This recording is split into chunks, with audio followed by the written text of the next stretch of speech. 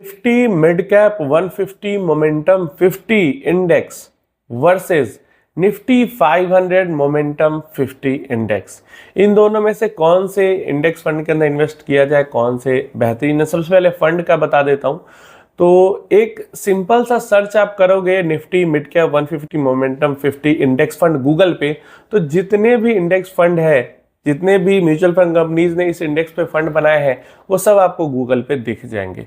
और सेम वैसे ही मोमेंटम 50 500 के लिए भी सर्च करोगे तो आ जाएगा, इसके लिए परेशान होने की जरूरत नहीं है।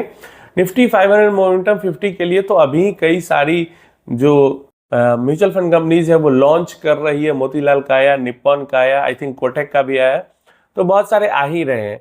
तो म्यूचुअल फंड्स इन दोनों ही इंडेक्स को लेके अवेलेबल है। एक मुझे जहां तक याद है टाटा का शायद है Nifty 150 mid cap momentum 50 index fund. तो म्यूचुअल फंड्स इन दोनों के काफी अवेलेबल है। हाँ, लॉन्च अभी तुरंत हुए हैं, लेकिन बेस डेट आप देखते हो, बैक टेस्ट जो डेटा है इसका 2005 से आप कर सकते हो। इन दोनों में से कौन बेस्ट है, ये अलग अलग लोगों के लिए अलग अलग सुटेबल हो सकता है। जैसे अगर आप इसके पास्ट परफॉर्मेंस को देखते हो, ईयर टिल डेट का परफॉर्मेंस, 1 ईयर, 3 ईयर, 5 ईयर, ये सब परफॉर्मेंस देखते हो या सिंस इंसेप्शन परफॉर्मेंस देखते हो।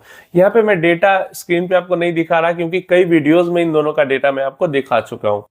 तो होता यह है कि किसी एक टाइम पीरियड में 1-2% मिड कैप 150 मोमेंटम 50 आगे है, तो किसी टाइम पीरियड में 1-2% निफ्टी 500 मोमेंटम 50 आगे। लेकिन जब पिछले 2 दशकों का आप परफॉर्मेंस ओवरऑल चेक करते हो, सीधा 20 साल पहले से 2005 से अभी तक का लगभग, तो दोनों का जो रिटर्न है वो सेम है। लेकिन शॉर्ट टर्म वाले जो पीरियड है, जैसे ईयर टिल इस साल का हो गया या पिछले 1 साल का हो गया या 3 साल 5 साल का हो गया, तो इसमें किसी किसी पॉइंट पे दोनों में से कोई एक आगे है तो किसी पॉइंट पे दूसरा आगे है।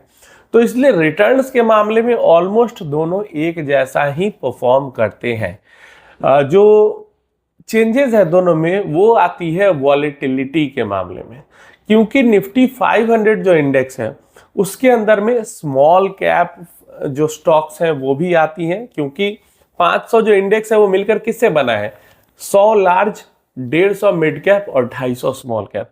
तो क्योंकि यहाँ पे स्मॉल कैप स्टॉक्स भी है, तो ये जो इंडेक्स है इसके अंदर वॉलेटिलिटी ज्यादा होगी, इसका स्टैंडर्ड डेविएशन ज्यादा होगा, इसका बीटा ज्यादा होगा। मतलब यहाँ पे फ्लक्चुएशन ऊपर नीचे ज्यादा होगी, ज्यादा गिर भी सकती है और ज्यादा चढ़ भी सकती है। क्लियर है। और जो निफ्टी मिड कैप 150 मोमेंटम 50 है, यहाँ पे सिर्फ मिड कैप स्टॉक्स हैं, तो ये जो है वो स्मॉल कैप स्टॉक से कम वॉलेटाइल होती है।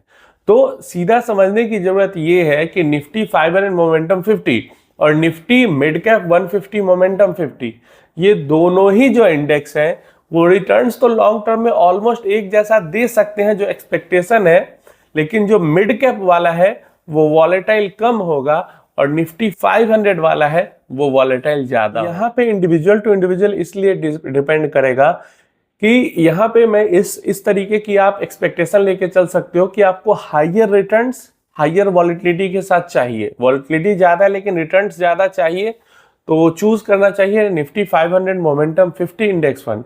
लेकिन अगर वॉलेटिलिटी थोड़ी कम चाहिए और रिटर्न्स थोड़े से इससे कम भी रहेंगे तो कोई दिक्कत नहीं होगी, कोई फर्क नहीं पड़ेगा, तो वहां पे Nifty mid cap 150 index fund choose करना चाहिए।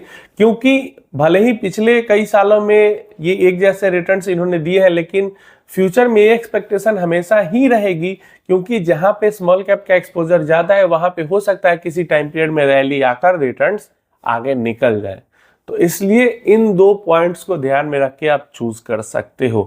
Higher returns, higher volatility Nifty 500 momentum 50, slightly average मतलब जो इससे है थोड़ा सा कम रिटर्न और कम वॉलेटिलिटी के साथ Nifty mid cap 150 momentum 50 index.